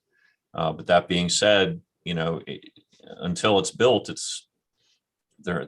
Really, until we issue this for bids and award a bid, there is opportunity to make revisions, and we're certainly willing to listen. I know that recently 6 trees were identified that could be saved, that previously were expected not to be saved. So that's an example of, we're down to that level of detail now, though. Right, so I just want to try to clarify that there's a distinction between the seeker process and the design process, and those are, in a sense, parallel track. I think Alderman Scott Childress is reading my mind on the clarification. Just to be clear, as the materials point out, and those are from the Department of State website and the regulations, seeker is a hyper-technical question. It is not a design question, and the question is about environmental impacts. Yeah, so not to cut off, but I just, tonight, or this vote is just if we say that, yes, we agree this is a type 2. We're not saying, like, if I agree, if this passes, it doesn't mean that everyone's, who has 4 feet of encroachment, their fence gets cut down and everything else. This is just, we're stating that, yes, John did his due diligence and we agree that this is a type 2, and then that's it. Then, what Rennie was getting into of the, the actual procedures and the details of that come afterward. Again, this resolution, and I don't think it's been read out loud yet, but this is about the classification under the relevant environmental review study. But there is a different process, very different process between type 1 and type 2. Type 2 basically means that there is no environmental impact and it's not going to be reviewed. Type 1 would mean, did I say that right? Sorry, Yeah. that's actually not 100% correct. The question is about what type of environmental impact will this project have on the defined area? It is not about whether or not, and based on the definition of the project, type 1, type 2, that drives multiple procedures, which we can go into detail if necessary, but it is not about, should this have further design review? That is a separate issue. Well, to that point, and then I'll come to you, Alderman Frankel. To that point, then, any encroachments that the city will have to move on, a lot of the houses on Franklin Street, you know, they have front yards. And so what that's going to be doing is encroaching on those front yards where kids play, where we're talking about impacts that it might have. Wouldn't that be an impact? And those are some of the things that I'm hearing as well. Sorry, that's a legal question, and That's those a are not legal question. environmental impacts. Environmental Okay. impacts have to do with the aspects that are set forth in the regulations, I think. Okay. A quick question for you, John. If this is, if we vote to approve this as a secret too, is it still possible subsequently to do something like, say, we'll keep the bluestone if that's a decision that collectively is made and is economic, et cetera? Or is that like, that's a done deal and you can't revisit these details after the secret determination? I think the example you just gave of a sidewalk material choice, yeah, it could be changed, you know, to whatever staff selects during design or frankly at construction, without affecting the seeker determination. See, my concern is that we're going to have a lot of people who live on Franklin Street who are angry because they don't feel sufficiently consulted, and they feel that that we are telling them what's good for them and how they're going to enjoy their neighborhood and community. People naturally will resent that. So the question for me is, how can we proceed, ideally under Secret 2, so these people feel that they have had legitimate input and have actually been heard, and that in fact, 1 or 2 or 3 or however many of the things that they want are actually being given them. That's what I want to have happen here, because these concerns seem legitimate to me. I know if I were in that there and I was losing bluestone out of the front, I wouldn't be happy about it. If I knew I had to give back, I would accept that, but I'd want some sort of give back for that of some sort. I'd want some quid for the quo of giving up that encroachment. So I'm wondering how much negotiation and back and forth is possible if we indeed vote to approve this. So, John, before you answer that, I'll just say that, because this is happening, Ward 4 and Ward 5, which is Alderwoman Muhammad's ward, and Ward 4 is myself. And so I would ask you, John, then, before we move forward with this, would you entertain a joint meeting between me and with me and Alderwoman Muhammad, who I've spoken to about this already? Would you entertain something like that where we could actually invite the public in and you can come in and you can do a Q&A, you can tell us and explain to us and try to relax some of these concerns that we're hearing right now, even because it sounds like there's some discrepancies between what seeker is, what type 1, type 2, whatever it is. And maybe you can explain those things to us and to the public before we move on this resolution tonight. Yes, I'm happy to meet with you on that. Okay, good. So can I suggest then that myself and Alderwoman Muhammad, we put a meeting together and then we go from there. So are you proposing that we table this for now until the meeting is? Well, yes, sir. If I could just, big picture, I know we've been working on this project for 4 years, and maybe a month doesn't sound like a lot, but in our business, in our world, a month can sometimes result in the loss of a construction season. We have a long list of projects to bid and construct in 2022, including this one. And time is of the essence to us in resolving this and being confident to bid the work. Okay, so we may have an impasse here. So I will entertain the motion to move forward I will tell you though that I'm not comfortable with moving forward until we can have that meeting and get more clarification on what this project is about. But I will entertain the motion to move forward. Alderwoman Hirsch, and then I'll come to. Well, I don't have a vote tonight. I'm just gonna say that I will be a no vote then come, the next council meeting if this isn't tabled. So, because I think that people, need to have a little more time regarding the encroachments. And while we may have been working on it for 4 years, the people with encroachments, they have not had 4 years notice. So it will directly impact them. And I think they need time. Thank you. Alderman Frankel, and then Alderman Scott Childers. Well, if we do go to a vote today, I will be against. So I want to be on record on that. So I support tabling this for a moment. Alderman Scott Childers. I'd just like to reemphasize that the things that Alderman Frankel just pointed out are not part of the seeker process. That's not what's covered by seeker. All of that is what we're talking about in terms of having a meeting or continuing with the PAC, continuing with community engagement. The seeker process has to do with larger questions of environmental impact. And in my experience with these issues on 5 years on the council, this clearly fits within the realm that Engineer Schulteis has labeled it. So, this is not about taking down wetlands. This is not about encroaching on some place where you have lots of, endangered species. So in that sense, this is a certain procedural question, the seeker one is. The other stuff about encroachment, about the width of the sidewalk, trees and all that, that's all design process. And Engineer Schulteis has pointed out, he's very open to talking with people and considering all of those decisions further and closely with the residents in the area. I actually would like to propose that we go into attorney-client session before we decide this, to follow up on a point that was just made. Sure.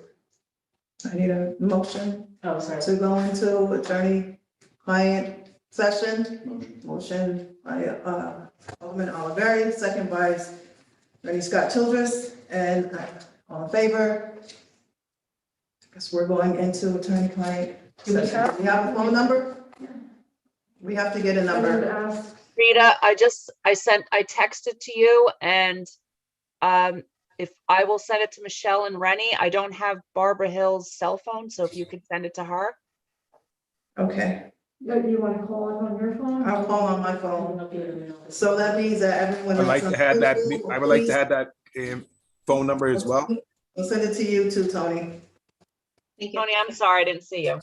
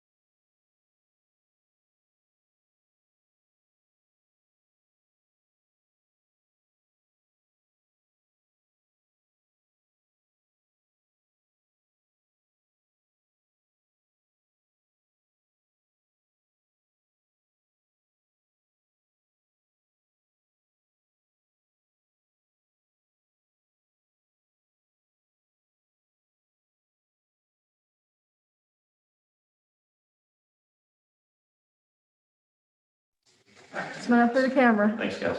Thank you, John. Thank you, John. Thank you.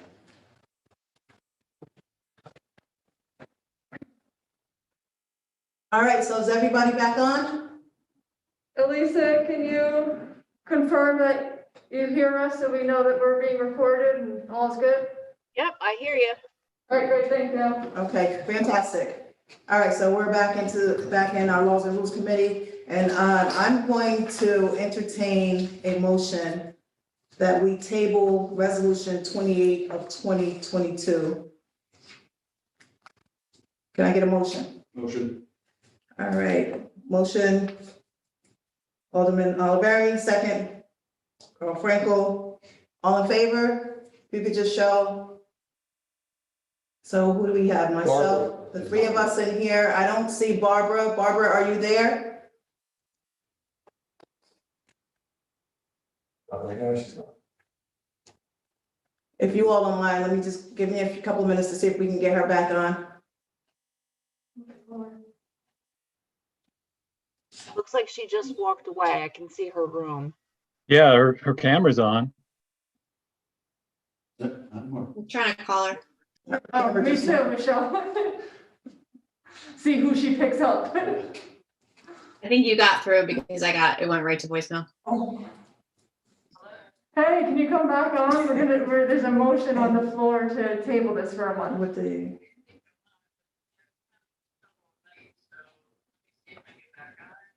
Well, she's on. All right, you're on, we Just see have to your unmute name, yourself. you just need to unmute and put yourself on video. All right. No, Well, we can take her over the phone. The rules say you have to be visible. it does, yeah. We have a quorum without Barbara, if you want to just take the vote. Okay, so you want to just tell Barbara because we can't see her? We can't see you, so we can't collect your vote, so, and it needs to be visual, so you can't fix it? There you go. All right. You want, Unmute, tell her to unmute herself. I just hung up on She just it. has to raise her hand. Barb, just. All right, so all in favor of tabling Resolution 28 of 2022, please show by a raise of hands. Ready? Study, yes. Yes. Barbara, are you? Okay, yes.